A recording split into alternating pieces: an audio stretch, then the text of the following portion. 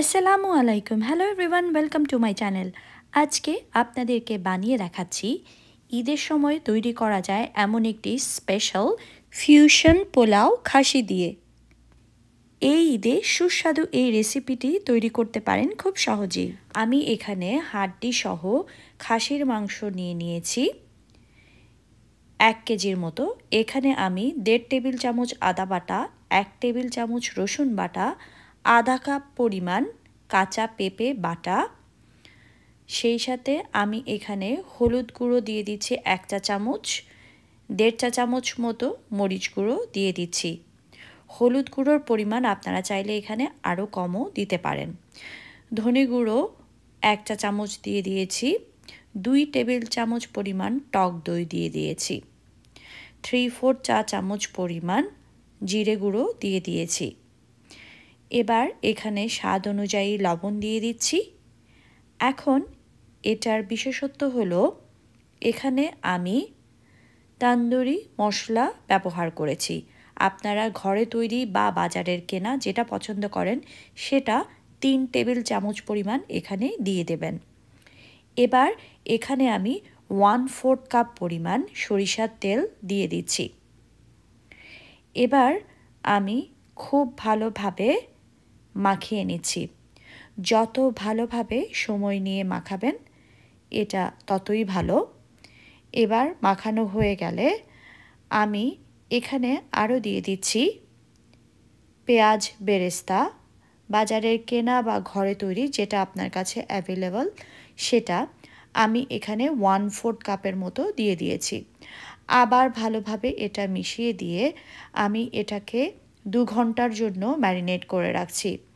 আপনারা চাইলে আগের দিন রাতেও এটা ম্যারিনেট করতে পারেন, পরের দিন এটাকে রান্না করে নেবেন।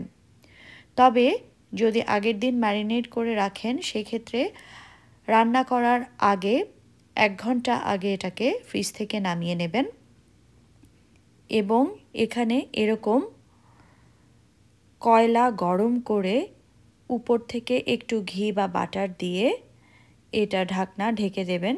যদি ঢাকনাতে কোনো ফাঁকা অংশ থাকে সেটা এরকম বন্ধ করে দেবেন। এটা আপনারা 10 মিনিটের জন্য এভাবে রেখে দেবেন। কাঁচা মাংসের সাথে এই ফ্লেভারটা আসলে খুবই ভালো লাগে। এবার হাঁড়িতে আমি 1/4 কাপ পরিমাণ রান্নার তেল দিয়ে দিচ্ছি। 2টো মাঝারি সাইজের পেঁয়াজ কুচি করে আমি এখানে দিয়ে দিয়েছি। সেই সাথে 2টো দারুচিনি, 2-3 টুকরো তেজপাতা দিয়ে দিয়েছি। সেই সাথে এখানে দিয়েছি 3-4টা এলাচ এবং 5-6টি লবঙ্গ। এবার ভালোভাবে এটা মিশিয়ে নিচ্ছি। আমি ততক্ষণ পর্যন্ত পেঁয়াজ ভাজবো যতক্ষণ পর্যন্ত এটা লাল কালার না হয়। এমন লালচে কালার হয়ে আসবে তখন আমি এখানে দিয়ে দিচ্ছি 1/3 কাপ পরিমাণ পেঁয়াজ বাটা। আপনারা চাইলে পুরো রান্নাই পেঁয়াজ কুচি দিয়ে করতে পারেন, তবে একটু গ্রেভি ঠিক হবে যদি এই পেঁয়াজ বাটা ব্যবহার করেন। এবার সামান্য পরিমাণে আমি পানি দিয়ে দিয়েছি। এবার কিছুক্ষণ নেড়েচেড়ে আমি এখানে আবার সামান্য পরিমাণে একটু লাল মরিচের গুঁড়ো এবং হলুদ গুঁড়ো দিয়ে দিয়েছি, তবে আর না দিলেও চলবে যেহেতু আমি আগে ব্যবহার করেছি। হলুদ গুঁড়োর পরিমাণ আমি আবারও বলছি, আপনারা যদি একটু লালচে লালচে খেতে চান সেক্ষেত্রে হলুদ গুঁড়ো এ পর্যায়ে না দিলেও চলবে। এবার আমি মাংসটা এখানে ঢেলে দিয়েছি। এবার খুব ভালোভাবে এটা নেড়ে দিচ্ছি। ভালোভাবে নেড়ে চেড়ে দিয়ে আমি এটাকে কষানোর জন্য মিডিয়াম টু লো আঁচে রেখে দিচ্ছি। খুব ভালোভাবে না কষিয়ে কিন্তু কখনোই পানি ব্যবহার করবেন না। সময় নিয়ে এটাকে ভালোভাবে কষাতে হবে। একটু পর পর ঢাকনা খুলে দিয়ে আপনারা এমনভাবে নেড়ে দেবেন। এরপর আবার ঢাকনা দিয়ে ঢেকে এটাকে ভালোভাবে কষতে আমি রেখে দিচ্ছি। কিছু সময় পর আবার ঢাকনা খুলে এটাকে ভালোভাবে আমি নেড়ে দিচ্ছি। দেখুন এটা অনেক কষানো হয়ে গিয়েছে, তারপরেও আমি এটাকে আরও কিছু সময় কষাবো।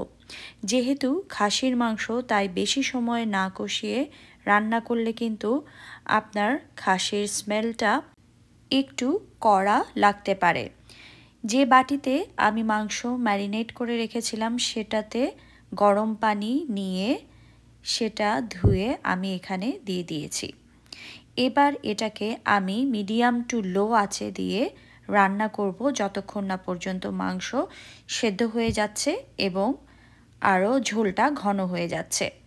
এখানে আমি 500 গ্রামের মতো চিনি গুঁড়া চাল ভালোভাবে ধুয়ে 10 মিনিটের জন্য ভিজিয়ে রাখব। এবার আমি মাংসটা আবার নেড়ে দিচ্ছি এবং আমি এটাকে চুলার আঁচ কমিয়ে মিডিয়াম আঁচে আরেকটি চুলায় রেখে দিচ্ছি। এই ফাঁকে আমি 10 মিনিট পর যেহেতু পোলাওটা রান্না করব, তাই এখানে প্রথমে আমি 2 টেবিল চামচ পরিমাণ ঘি, 7-8টা আস্ত গোলমরিচ এবং সেই সাথে মাঝারি সাইজের একটি পেঁয়াজ কুচি করে দিয়ে দিয়েছি। এটা আমি কিছু সময় ধরে ভাজবো, তবে এবার এটা আমি লাল করব না। লবণ দিয়ে এটা নেড়েচেড়ে আমি ট্রান্সপারেন্ট হওয়া পর্যন্ত অপেক্ষা করব। একটু যখন ট্রান্সপারেন্ট হবে তখন এখানে একটি চিকেনের স্টক দিয়ে দিচ্ছি। আপনারা চাইলে বিফ স্টক বা গোট স্টক যেটা অ্যাভেলেবল সেটা দিতে পারেন। এটা না দিলেও চলবে, তবে এই রান্নার স্বাদের এটাও একটা কারণ। এবার এখানে আমি ভিজিয়ে রাখা চাল কিছু সময় পানি ঝরিয়ে নিয়ে দিয়ে দিয়েছি। এটা আমি নেড়েচেড়ে ভেজে নেব। যখন দেখবেন পানি শুকিয়ে গিয়েছে ততক্ষণ পর্যন্ত আপনারা এটা নাড়তে থাকবেন। কিছু সময় নাড়ার পর যখন এরকম পানি দেখবেন ড্রাই হয়ে গিয়েছে, সে পর্যায়ে গরম পানি দিয়ে দেবেন। আমি এখানে 2 কাপ পরিমাণ পানি দিয়েছি। প্রথমেই কখনোই পোলাওয়ে খুব বেশি পানি দেবেন না, এমনভাবে পানি দেবেন যেন চালের সমান সমান এটা টেনে নেয়। সেক্ষেত্রে আপনার বুঝতে সুবিধা হবে পানির আর প্রয়োজন আছে কিনা। প্রথমে চুলার আঁচ একটু সময় বাড়িয়ে দিয়ে তারপরে তাপমাত্রা মিডিয়াম টু লোয়ে রেখে আপনারা পোলাওটা রান্না করে ফেলবেন। তবে 90% পর্যন্ত পোলাও হয়ে গেলে আমি এখান থেকে একটু পোলাও উঠিয়ে নেব। বাকি পোলাও একটু যে বাকি আছে সেটা মাংসের সাথেই রান্না হবে। মাংস আমি অনেকটা টানিয়ে নিয়েছি, তবে হ্যাঁ, আপনারা চাইলে কিছুটা মাংস কিন্তু আলাদা করে রেখে দিতে পারেন। এই মাংসের তরকারিটা এমনি খুবই সুস্বাদু। এবার আমি এটা নেড়েচেড়ে আলতো হাতে মিশিয়ে নিয়েছি এবং আমি এখানে উপর থেকে কাঁচামরিচ দিয়ে দিয়েছি। সেই সাথে এটা আমি ঢেকে দিয়েছি। এবার আমি এটাকে 15-20 মিনিটের জন্য একদম অল্প আঁচে রেখে দিচ্ছি। তবে এই ফাঁকে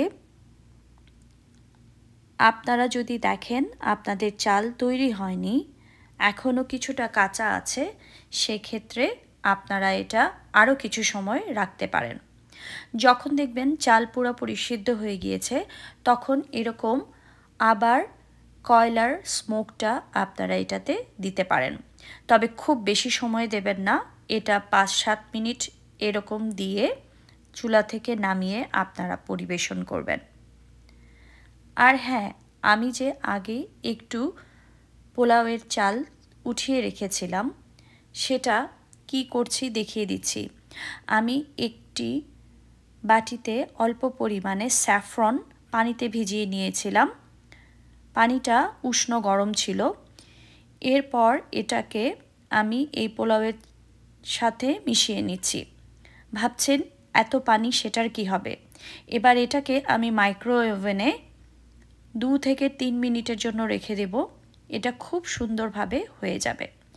এই পোর্শনটা কিন্তু অপশনাল, আপনারা চাইলে বাদ দিতে পারেন। স্যাফরনের স্মেলটা আলাদা একটা এটাতে স্বাদ এনে দেবে। যদি আপনারা এটা না দিতে চান সেটা আপনারা স্কিপ করতে পারেন। এখানে আমি বাদাম, কিশমিশ এবং কিছু গাজর কুচি হালকা ঘি বা বাটারে ভেজে নিয়েছি। এবার শসা টমেটোর সাথে আমি এটা সার্ভ করছি। উপর থেকে যে বাদাম কিশমিশ ভেজে রেখেছিলাম সেটা দিয়ে দিচ্ছি। এবার একটু রাইস সাদা অংশ দিয়ে দিয়েছি, সেই সাথে রেসিপি ভালো লাগলে আপনাদের ফ্রেন্ডস এন্ড ফ্যামিলির সাথে শেয়ার করবেন। এই রেসিপিটি আপনারা এবার ঈদে অবশ্যই একবার ট্রাই করবেন। যারা ইউটিউব থেকে দেখছেন আমার চ্যানেলটি প্লিজ সাবস্ক্রাইব করবেন। ধন্যবাদ সবাইকে। আল্লাহ হাফেজ। Thank you.